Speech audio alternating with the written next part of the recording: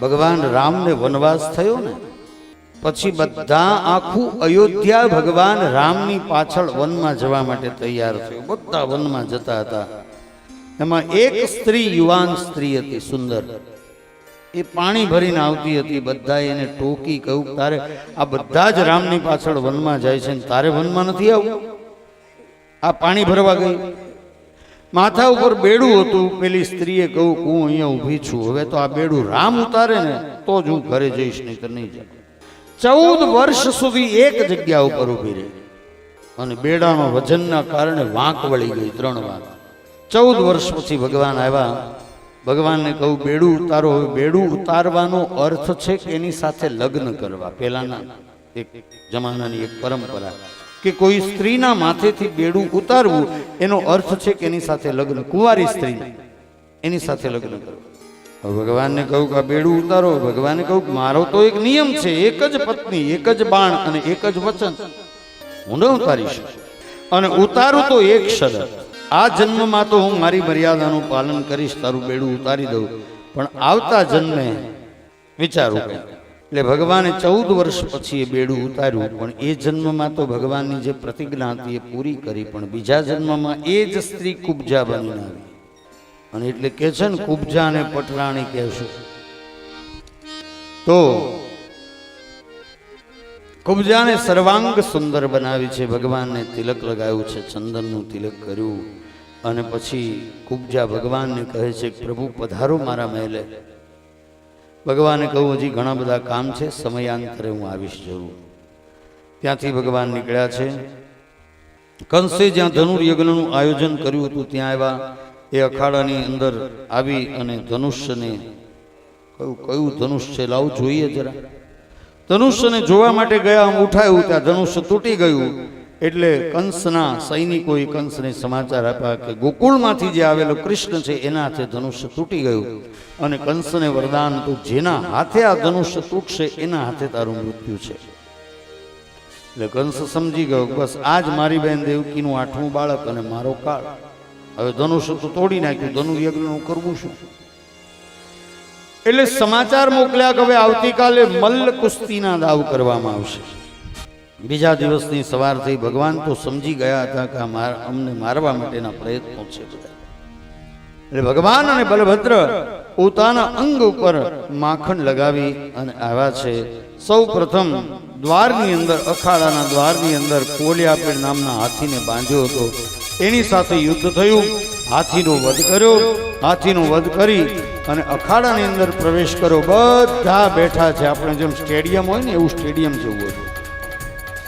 અને એમાં સૌથી ઊંચે એક સિંહાસન ઉપર કંસ બેઠો છે. ભગવાને પ્રવેશ કર્યો એટલે ભાગવતકારે લખ્યું છે કે મલ્લાનામ શનિ નૃણામ નરવર સ્ત્રીણામ સ્મરો મૂર્તિમાન ગોપાનામ સ્વજનો સતામ ક્ષિતિભુજામ સાક્ષાત પિતૃ શિશુ મૃત્યોર ભોજપતે વિરાટ વિદુષમ તત્વમ પરમ યોગિનામ કૃષ્ણિનામ પરદેવતે વિદિતો રંગગત સાગ્રજ. ભગવાને પ્રવેશ કર્યો એટલે ભગવાન કેવા લાગ્યા તો કે જેની જેવી દ્રષ્ટિ હતી ને એવા લાગ્યા ભગવાન. મલ્લોને મલ જેવા લાગ્યા છે, સ્ત્રીઓને કામદેવ જેવા લાગ્યા, ગોપ બાળકોને પોતાના સ્વજન જેવા લાગ્યા છે, અને માતા પિતાને પોતાના પુત્ર જેવા લાગ્યા. કંસને પોતાનું મૃત્યુ આવતું એવા લાગ્યા છે ભગવાન. અને જે યોગીઓ બેઠા હતા એને પરમ તત્વ જેવા ભગવાન લાગ્યા છે. અને વૃષ્ણિકુળના લોકોને પોતાના સ્નેહી જેવા લાગ્યા. યાદૃશીર ભાવના યસ્ય સિદ્ધિર ભવતી તાદૃશી. જેવી જેની ભાવના હતી એવા ભગવાન એમને દેખાયા છે. ભગવાને પ્રવેશ કર્યો. 5 મલ્લ છે, શલ, તોષલ, ચાણુર, મુષ્ટિક અને કૂટ. સૌ પ્રથમ શલ અને તોષલની સાથે યુદ્ધ થયું. બલભદ્રજી અને કૃષ્ણનું ભયંકર યુદ્ધ થયું છે બંનેની વચ્ચે. અને એમાં એ શલ અને તોષલનો વધ કર્યો. ત્યારબાદ ચાણુર અને મુષ્ટિકની સાથે યુદ્ધ થયું. અને એમાં પણ ચાણુર અને મુષ્ટિકનો વધ કર્યો છે. છેલ્લે કૂટ નામનો મલ્લ વધ્યો હતો. એની સાથે એ બલભદ્રજી યુદ્ધ કરે.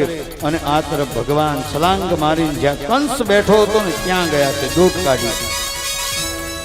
અને જ્યાં કંસ ભાગવા ગયો ભગવાને પદ પ્રહાર કર્યો છે. અને કંસ પડ્યો, એનો મુકુટ નીચે પડી ગયો છે, વાળ વિખરાઈ ગયા. કંસનો ચોટલો પકડીને ભગવાન ખેંચી અને મેદાનમાં લઈ આવ્યા છે, અને મેદાનની અંદર લાવી અને કંસની સાથે ભગવાને ભયંકર યુદ્ધ કર્યું. આ તરફ કૂટ નામના મલ્લનો બલભદ્રજીએ વધ કર્યો. હવે ભગવાન અને કંસની વચ્ચે યુદ્ધ ચાલે છે. થોડી વાર ભગવાનને પછાડે, થોડી વાર કંસને પછાડે, થોડી વાર ભગવાનને પછાડે, થોડી વાર કંસને પછાડે. ભગવાને બલભદ્રજીની સામે જોયું. બલભદ્રજીએ કહ્યું, કનૈયા હવે મોઢું કરમાં, આજે લગ્ન કરવાના પાછા. ઈશારો કરી દીધો. અને એ જ વખતે ભગવાને કંસને પછાડ્યો અને પછાડીને ભગવાન એની છાતી ઉપર બેસી ગયા છે. અને છાતી ઉપર બેસી અને કંસને કહ્યું, કંસ તે મારી માતા દેવકીને અને મારા પિતાજી વસુદેવજીને આમ જ હેરાન કર્યા છે, આજ તને છોડું નહીં. એક મુષ્ટિકાનો પ્રહાર કર્યો અને એક મુષ્ટિકાના પ્રહારની સાથે કંસનું પ્રાણ પંખેરું ઉડી ગયું છે. બોલીએ કૃષ્ણ કનૈયા. ભગવાનનો જય જયકાર થયું છે. આખું મેદાન ભગવાનના જય જયકારથી ગુંજી ઉઠ્યું છે. આજ કંસના ત્રાસમાંથી ભગવાને લોકોને મુક્તિ આપી. ત્યારબાદ પોતાના માતા પિતાની પાસે આવ્યા છે. વસુદેવજી અને દેવકીજીને મુક્ત કર્યા છે કેદમાંથી.